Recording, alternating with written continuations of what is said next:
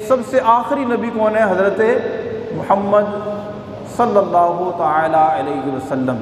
इसे कहते हैं अक़ीदा ख़त्म नबुव्वत, यानी आखिरी नबी हमारे नबी सल्लल्लाहु अलैहि वसल्लम हैं। उनके बाद कोई नबी नहीं आ सकता, ना ज़िल्ली ना बुरूज़ी, किसी भी किस्म के नबी का कोई तसव्वुर नहीं है। और ये अक़ीदा इतना ही ज़रूरी है जितना अल्लाह तबारक व तआला को एक मानना ज़रूरी है।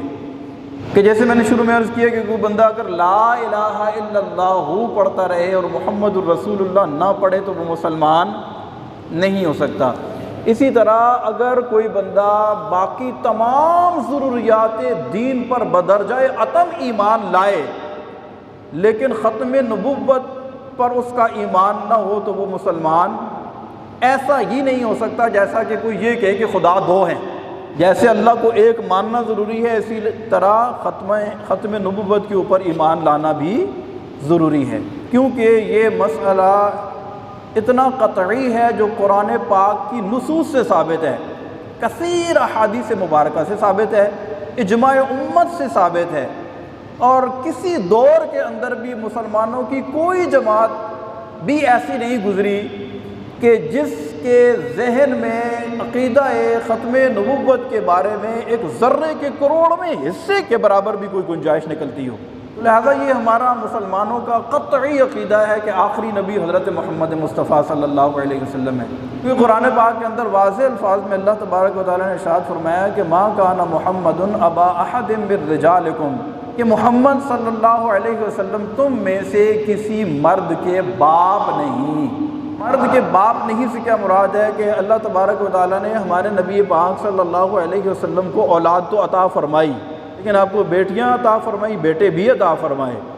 आपकी 4 बेटियां थीं, लेकिन जो बेटे अल्लाह तबारक व तआला ने आपको अता फ़रमाए वो बचपन ही में वफ़ात पा गए थे, इतनी उम्र को नहीं पहुँचे कि उन्हें मर्द कहा जा सके। आगे इरशाद फरमाया वलाकिन रसूलुल्लाह व ख़ातमुन नबिय्यीन, और बल्कि वो अल्लाह के रसूल हैं और ख़ातमुन नबिय्यीन हैं, यानी आखिरी नबी हैं, उनके बाद कोई नबी नहीं आएगा। अगर कोई किसी नबी के नबी होने पर ईमान रखता है, वो किसी भी किस्म का नबी हो, तो वो मुसलमान नहीं रहता।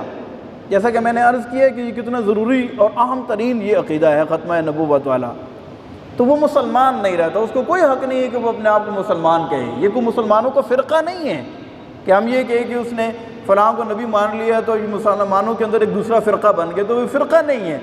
बल्कि हमारा आइन और कानून भी इस चीज़ को वाज़ेह करता है कि ऐसा कोई भी फ़िरक़ा या कोई भी जो ख़त्म नबुव्वत का मुनकर हो वो हरगिज़ मुसलमान कहलाने का लायक नहीं है, ना वो मुसलमानों जैसे शायर इख्तियार कर सकता है, क्योंकि ये मुसलमानों के साथ सरी धोखा और दुश्मनी है और इससे बढ़कर और कोई मुनाफ़िक़त नहीं हो सकती। हमारे नबी पाक सल्लल्लाहु अलैहि वसल्लम ने इरशाद फरमाया कि अंबिया कराम अलैहिमुस्सलाम की मिसाल ऐसे है जैसे किसी ने बहुत खूबसूरत इमारत बनाई, एक बिल्डिंग बनाई, लोग उसको देखने के लिए आए, उसके चारों तरफ घूमते हैं, उसको देखते हैं, उसकी तारीफ़ करते हैं, उसमें कोई नक्स और ऐब नहीं पाते, लेकिन उस इमारत में एक जगह पर एक ईंट की जगह खाली है और इरशाद फरमाया कि वो ईंट मैं हूँ और वो इमारत जो है वो अंबिया कराम अलैहिमुस्सलाम की इमारत है। और फरमाया कि उस ईंट के लग जाने के बाद अब उस इमारत में किसी तरह की कोई गुंजाइश बाकी नहीं है। और मेरे नबी पाक सल्लल्लाहु अलैहि वसल्लम ने इरशाद फरमाया कि अना ख़ातमुन नबिय्यीन ला नबिय्य बादी, मैं ख़ातमुन नबिय्यीन हूँ, यानी मैं आखिरी नबी हूँ और मेरे बाद कोई नबी नहीं है। ये मुसलमानों का बहुत मुसल्लम और बुनियादी अक़ीदा है, इसको ज़रूर ज़हन में रखिएगा।